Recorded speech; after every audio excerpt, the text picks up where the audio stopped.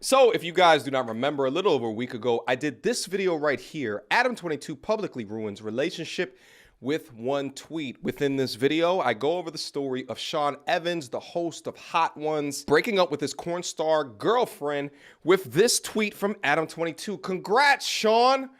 Her coochie is fire. Well, this lovely young lady decided to go on Adam's podcast to talk about the whole ordeal. Now, my first thought about this is that Sean made a good decision to remove this person from his roster if she's gonna get back on podcast with the man that said that in order for clout or to push her OF. But then I said to myself, maybe we can learn something from a man of that degree of notoriety choosing to settle for a corn star. There's a couple of sections from this podcast I'm gonna pull out in order to continue to teach lessons. But first, we must start with the context of how they met. You ready for this? So the very first time he messaged me, he DM'd me on Insta, and it was at your birthday party, your Plug Talk No Jumper birthday party. He was not there. No, he wasn't there. He DM'd me while I was at the party. And I remember that because I was like, oh my God, like I'm a fan of the show. Everyone's a fan of Hot Ones. Like I really respect him and I think he's really smart. That's usually my type. So I was like, oh my God, this can't possibly be him. So I showed my girlfriends that were there with me like, oh my God, look at this, you know? And it was funny because he said, he was like, hey, just curious, were you into bald guys? And I was like, oh my God, I got to think of something funny to say back. So we all were like, okay, say like, well, do you know who Johnny Sins is? You know? So that was the first. Johnny Sins is a male corn star. Whoa. By the way, the pure irony to text her while she's at the party of the guy who eventually breaks them up is hilarious. First time that he talked to me. And how do you think that he discovered you? Was it potentially from me tagging you at the party, or like just other people tagging you at the party, or you think he just happened to be digging around? I think he happened to be digging around. I really don't know. I asked him that. He just said on Insta, you know. Digging so in the like, dirt. Okay, like I'm not that hard to find. Okay. But yeah. And had you ever really dealt with like a famous dude before, or was this kind of the most famous dude that you've dealt with? I would say he's definitely the most well-known. Pay attention. Yeah. I mean, like I said, like I really do keep my personal life private. I don't really like blab about everything, but like this was the first person that like I went out in public with. And now we she's were, like, blabbing. You know, like going places and doing things together. So what was the first hangout like, and where did it take place? Okay, first hangout was in Chicago because that's where he's from and that's where I'm at. Okay. So we met up that weekend. So I think it's funny, like if you took a picture with Sean in the past couple months in Chicago, I took that photo for you. Right. You know what I mean? People would be like, here, take a picture. And I'd be like, okay. So you were hanging out for a month or a couple months? A couple months, yeah. Right. And what was the first date like? What kind of things does a Sean Evans type character and a Melissa Stratton do on a first date? We're very normal. I'm really kind of like nerdy too. So we just like went out to dinner, went to the museum. It's like my favorite in Chicago. And yeah, we just kind of like walked around the city and hung out. So. And how much porn conversation was there? How long did it take? A lot. Okay. Yeah. I mean, that's who I am. That's what I'm proud of. That's what I do. Like, I'm not trying to hide that from anyone. And I don't want anyone that's with me to want to hide that either. Sean. You know? And what were his comments about it, though? Did he seem intrigued by it, weirded out by it? No, kind of uninterested, really. He was like, yeah, it's cool, whatever. Like, it's fine. You know? So I think looking back now, I don't think he realized what he was getting into, even though I would ask him, you know? Like, even to this day, I don't think he ever Googled me. Like, I don't think he saw my content. I don't think I think he thought like, okay, she's a porn star, whatever, but like a don't ask, don't tell kind of thing, which I'm not really that comfortable with. And like when I would have a big like win or success or like a new scene come out, I'd want to share that with him. And he'd be polite about it, but he wasn't into it at all. So he never gave you an indication that he had actually watched your stuff? Not really, no. This man literally dug his own hole. Like, did you just think that that was a component of her life that you thought that you can just ignore, my guy? This to me sounds like a classic case of simping. Maybe he thought that he could change her. I don't know how or why you would want to change a corrupted woman like this. This man was legitimately trying to turn a professional hoe into a housewife. City boys, we down like 10,000 points. But let's get a little bit more information of how Sean set himself up for failure. Did you guys ever have a conversation about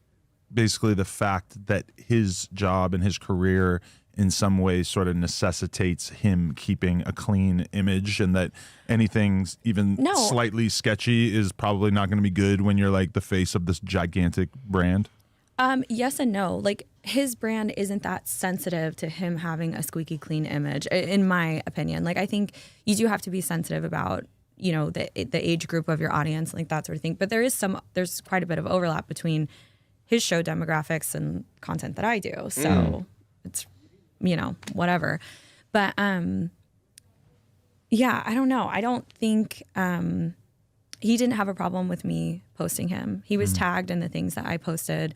It was mostly just my IG story, you know, because I wasn't trying to like brag. I was just proud of the person that I was with, you know, and the person that gave me that opportunity to go to the Super Bowl. Right. Most people don't really get to experience that. No. Yeah. So the way that I found out about it was Lena mentioning it to me, and she said, hey, I seen Melissa Stratton posting all these photos with Sean Evans. I'm like, I saw that too. She goes, but I also looked at Sean's and I noticed he didn't post anything. I know. And I said, that is interesting. Well. Okay. So the thing is, Sean doesn't post a lot in general, and he doesn't post his personal life. So I didn't really think anything of it.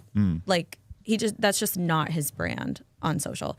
Me, I post a little bit more real content behind the scenes, what I'm actually doing, you know. As an OnlyFans girl, very much it becomes part of your nature to post on social media as much as possible, because the whole job is to draw attention to yourself and kind of always be reminding. I'd be like, hang on, I got to take some titty pics in the bathroom and like put them on my OF page. Like, he was aware of like my job and what I was doing and taking photos for, you know. So I don't know, it's all good. I just think like when push comes to shove, like you think you're going to be fine with it and then you change your mind, and that's totally okay. Right. Like, I get it. If this is not for you, don't waste my time. Hopefully you guys picked up the beginning of what she was saying about their audience demographic being relatively the same. I think that's key information right there, because from her perspective, she's thinking about not only is this a relationship with a high status guy, but then also me being tied to someone higher status than me that also shares the same audience. We cross-pollinate. My bag's gonna go up. But for Sean, if he wasn't simping or putting a corn star on a pedestal,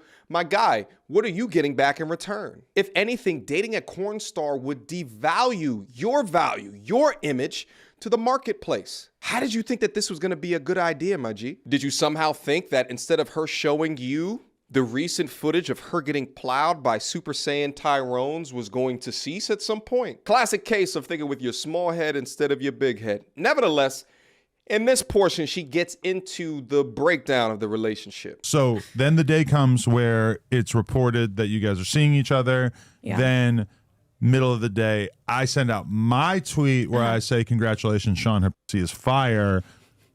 You tell me, was it the fact that the relationship was being acknowledged publicly, or was it largely the fact that I acknowledged that I had had sex I know with you? that you would love to take credit for breaking us up. I actually really don't. That would actually make me feel terrible. And I've tried to like remind myself when I'm listening to other people commentate on it of like, if you didn't say anything about this, it probably would have gone down a very similar way, right? Oh yeah, if you hadn't said anything, we still would have broken up. It still would have happened. Absolutely. Thank Yeah, God. because Okay. it was already getting tense when that first story came out, so it was totally fine. Okay. And here's the funny part for me too. I would consider you a friend. We've worked together before. We've been at the same events. Like, I appreciate you and Lena. I totally get it. I get your vibe. I get what you do. So Adam had firsthand experience when he when he sent that tweet. What a dirtbag. And They're both dirtbags. I had asked Sean about you at one point. I can't remember why. I think I had said like I did Plug Talk or something. I was like, oh, do you know Adam 22? And he's like, oh yeah, I know Adam 22.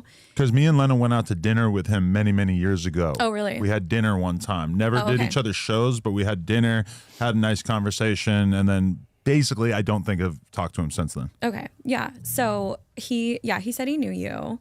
And I was like, oh, do you like follow him? Like whatever. And so that's so funny because I saw that he was following you at the time. I think we've both since been unfollowed, but it's all good. Really? I didn't actually check. I think I DM'd him as well and he didn't respond. Yes. I think that ship has sailed. But No more friends. no, yeah. No, so he was following you. He knew about you, like whatever. Okay. And so when you asked me, like, do you think this is funny? Should I post it? Before I posted the tweet saying that you're fire, I asked you if you would find it funny. Wow.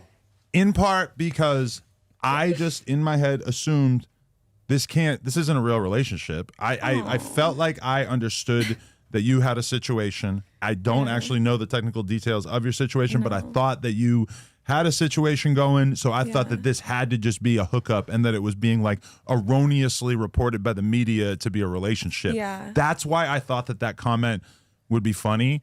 And then as time goes by, I start to realize like, oh shit, it was a little more serious than I acknowledged. Yeah. It's difficult for me in any situation to take Adam 22's side, but he thought this way because he had a conversation with the woman to ask if it was okay to publish the tweet, which proves most of my points. Not only is she a devil woman that was in this relationship to boost her own sales numbers, because again, she knows the audience that they share and she knows that that tweet would have went viral, but also you can't ignore your girl who's supposed to be holding off the invisible enemies at the gate. Failed to do so because she's possessed with the spirit of Lilith. So the lesson there is, guys, is that all of these women with all of these damn body count numbers, they're farther away from God, right? So they're farther away from ensuring integrity and honesty within a relationship. These women with these body count numbers will use you for clout. They'll use you for clicks. They'll use you for money. They'll use you for your audience. They'll use you for your paycheck. They will use you. They will use you. They will use you. This is why searching for modesty and never being a simp is the way to go. And whatnot, right? Yeah.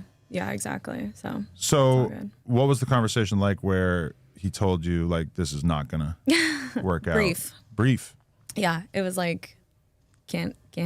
I'll keep that to myself, but it was brief and it was final. Okay. And we have not talked since. Wow. And was it mean spirited or was it apologetic? No, he was upset for sure. It was not apologetic. It was kind of like, and I understood. I mean, if anything, it was maybe a little bit mutual. But I'm like, well, we could ride this out, but whatever, if you don't want to, that's fine.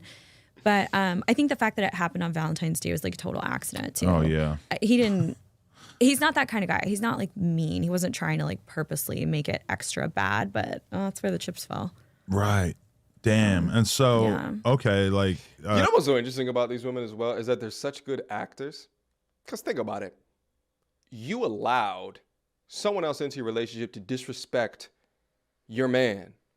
But, I just think it was just an accident. It just fell up on Valentine's Day. And, like, he was mean. I'm just going to keep that to myself. But, like, you crazy demon serpent woman. Like, are we just forgetting what you did? What is this? Since then, and so that was just the end of it. It was just like the end. It all kind of just ended right there. Period, dot, underlines, the end. Do you feel like this is like opening new doors for you though? Do you have more opportunities as a result? I know TMZ was just here. It's like the average doesn't get the TMZ interview right pull now. Up. A lot of doors opening, right? Why me? I mean, yeah, for sure. I think a lot of people and companies have reached out, but I'm just trying to stay true to myself. And, at the end of the day, I will always like Sean and I'll always be a fan of the show and I don't want to hurt that in any way, so is there going to be a Hot Ones parody? I don't know. Probably not.